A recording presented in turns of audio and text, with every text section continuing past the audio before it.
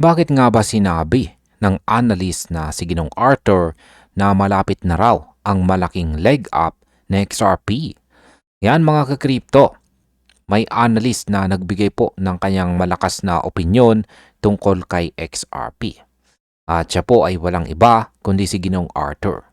Ayon sa kanya, ang token ay nasa punto na malapit na sa malaking turning point. At bakit?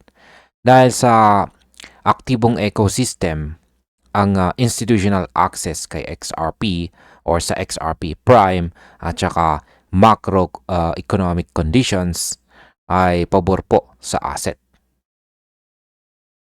Kahit ang presyo po ay stable pa lamang sa $2, may structural groundwork na nakalatag po para sa mas mataas na valuation. Kaya para po kay Ginong Arthur, hindi po ito simpleng speculation, kundi konkretong development na susunod sa market recognition. Kaya ito po ang sinyales na dapat po nating bantayan bilang mga traders at saka holders.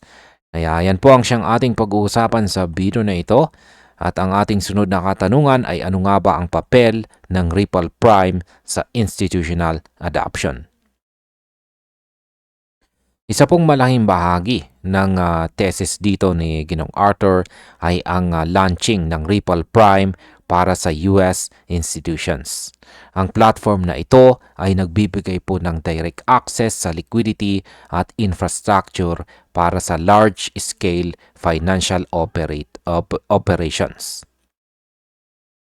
Para kay Ginong Arthur, ito po ang susi sa professional adoption dahil ang mga firms po ngayon ay pwede nang gamitin ang custody solutions, liquidity pathways at operational tools ng Ripple. Hindi lamang po simpleng produkto ang Ripple Prime, kundi backbone ng future institutional inflow. Kapag ang market ay magre-reprice, ito po ang magiging structural base para sa long-term valuation ni XRP. Ngayon ay paano nga ba lumalago ang XRP Ledger ecosystem? Bukod po sa institutional access, sinuri po ni Ginong Arthur ang real-time growth ng XRP Ledger ecosystem. Nakita po niya ang mga aktibong sectors gaya po ng DeFi, Firelight, tokenization projects at development ng Euro. Yan, Europe. Yan, hindi po natin alam kung paano yan babasahin. Yan, Europe.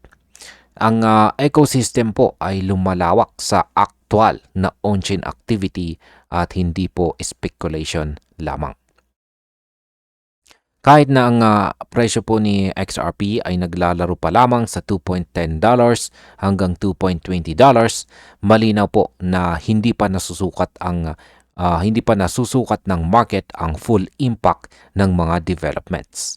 Kaya para po kay Ginong Arthur, ang tunay na value ay nakatago sa infrastructure at saka ecosystem expansion. At sa sandaling mapansin ito ng market, malaki po ang posibleng leg up na magaganap. Ngayon ay ano nga ba ang epekto ng macroeconomic conditions kay XRP? Hindi lamang po ecosystem ang tinitingnan ni Ginong Arthur, pati macroeconomic environment. Ang mga inaasahang rate cuts at posibleng quantitative easing ay maaari pong magbigay ng favorable condition para sa mga digital assets.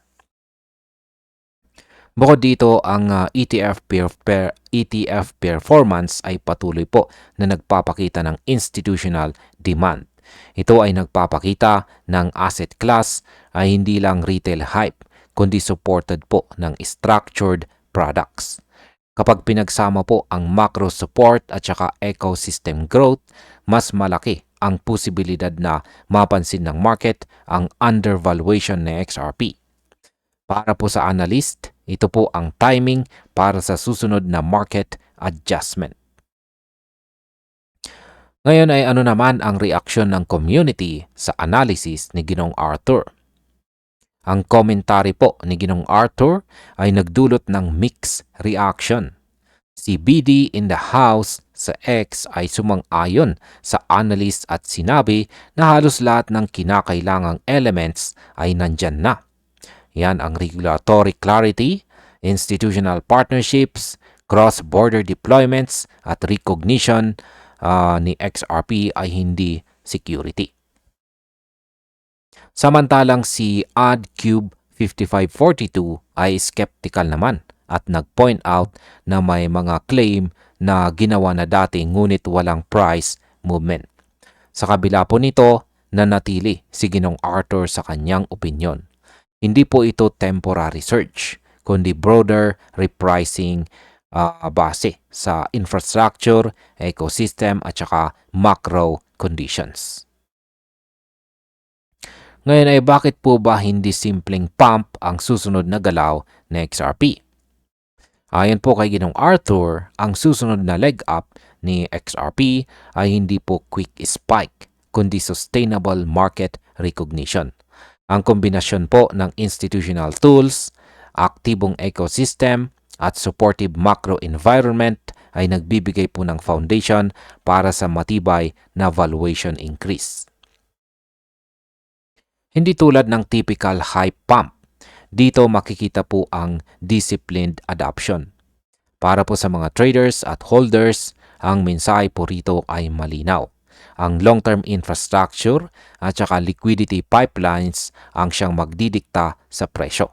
Ito rin ang dahilan kung bakit stable sa $2 pa lamang sa XRP habang marami na ang mga developments sa background.